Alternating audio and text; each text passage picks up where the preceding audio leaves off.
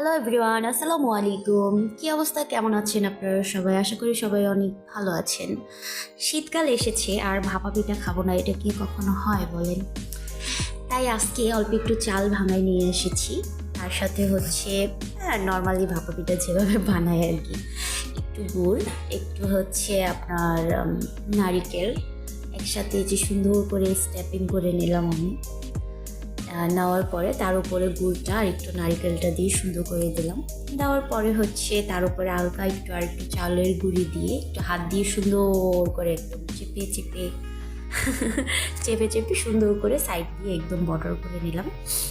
নেওয়ার পরে এই যে দেখেন আমার ইয়াটা একদম রেডি হয়ে গেছে পিঠাটা। এখন আমি হচ্ছে এখানে একটা বড় পাতিলের ভিতরে একটা মাটির হচ্ছে ঢাকনা দিয়ে সুন্দর করে আঠা দিয়ে ইয়ে করে নিয়েছি, গোল করে সুন্দর করে নেওয়ার পরে ওখানে হচ্ছে পানি দিয়ে নিয়েছি। যখন পানিটা একটু ভাপ চলে আসছে তখন পিঠাটা হচ্ছে সুন্দর করে ঢেকে নিয়েছি।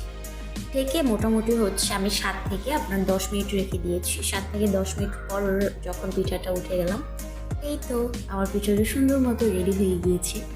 তারপর সুন্দর করে হচ্ছে পিঠাটাকে আমি পরিবেশন করলাম। পরিবেশন করার পর আপনাদেরকে একটু হাত দিয়ে দেখিয়ে দিই, দেখেন কত সুন্দর হয়েছে। আর মোস্ট ইম্পর্টেন্ট কথা হচ্ছে শীতকালে একটু গরম গরম পিঠা খাওয়ার মজাই আলাদা। Thank you, thanks for watching.